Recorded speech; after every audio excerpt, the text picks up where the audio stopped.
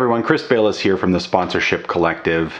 And today's video, I want to address something that's been coming up a lot lately. People are asking me, how do they find high value assets, whether that's in virtual events or live events, or maybe you're not running events at all and you have sponsorship opportunities, but you're having trouble finding those individual assets and activation ideas that you can charge a premium for. And so in today's video, I want to dive deep into how to find those high value assets regardless of the type of sponsorship property you're working on. Let's jump onto my iPad so that I can walk you through an exercise that I put together to help you find those assets that you can charge a premium for. Before we do, make sure you hit the subscribe button and click the bell icon, because we put together videos just like this every week, and I want to make sure that you're getting the updates when we do. All right, so here's what I find is a big part of the problem when sponsorship seekers ask the question, what assets should I be selling? What do sponsors want? What can I sell for a premium? Is that actually those are the wrong questions. And the best question is, how far down your sponsor's sales funnel can you bring your audience? That's where you find the high value assets. Just saying to a sponsor, hey, why don't we put your logo on some stuff, or maybe I'll do an e-blast, may or may not be valuable to your prospect depending on what they're trying to achieve. So let me show you how I determine what the high value assets are. All right, so let's assume that our fictional sponsor in this case is a car dealership.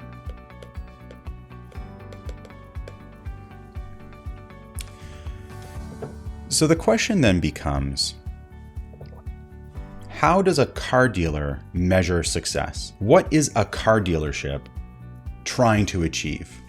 Well, obviously they're trying to sell cars.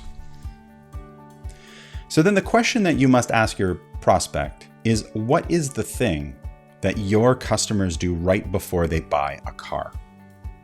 I'm going to add that here. Well, they probably go on a test drive. So then the next question is, well, car dealer, prospect, what do they do before they go on a test drive? Well, of course, they arrive on the car lot. So how do you get them to the car lot? These are real questions that I take my prospects through. How do you get them to the car lot? Well, they need an invite. How do you invite them? Through our marketing, through advertising, maybe through email. This process is the process of a sales funnel. And as we go farther through the sales funnel, we have more and more valuable assets. The problem that most sponsorship seekers have is that they focus out here on awareness. If you focus out here on awareness, what you're really focusing on is logo placement, right? This is where logos live. Now, the thing about logos is that they're so far down the sales pipeline that the value is very low.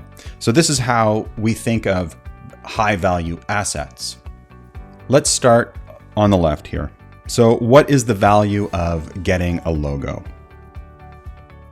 The value would be measured in cents, in pennies. The value in getting an email address or being able to invite people to take part in an activity, in a contest, to come down to the car lot, or maybe you can actually do an activation, some experiential opportunity where you can get people to show up at the car lot in connection with your opportunity, your brand. And if you can get a test drive for this fictional sponsor, you are in a place of significant value. So this is how the value ladder works in relation to the sales funnel. What we often do in the sponsorship space is focus instead on, we have a package. That package includes logos and e-blasts. I'm going to go out into the marketplace and try to sell it. It doesn't work. companies don't want to pay what you're asking, something changes in the marketplace and you have to go from a live event to a virtual event, whatever the situation is, we focus on going out and selling the assets we think we have. Instead, what we need to do instead is sit down with our prospects and find out, what are you trying to achieve? What is the thing that you determine the outcome of us working together if it's a positive outcome? And now, if you can't sell cars on their behalf, which almost certainly you cannot, that's why you walk it back and say, well, can we help you get test drives? And if we can't help you get test drives, can we get people to the lot? And if we can't get people to the lot, can we help you get people on your invite list or your email list? And then failing that, can we let people know that you have a logo, the least valuable of all? So as you walk back up the sales funnel, you are reducing the value of your assets. This is why, in my view, the question, what do sponsors want, is the wrong question. Sponsors don't actually exist as a group of individuals. There are companies who have sales goals, who have marketing goals, who have measurable outcomes, and you can either help them get those outcomes or you can help them move your shared audience further down the sales pipeline.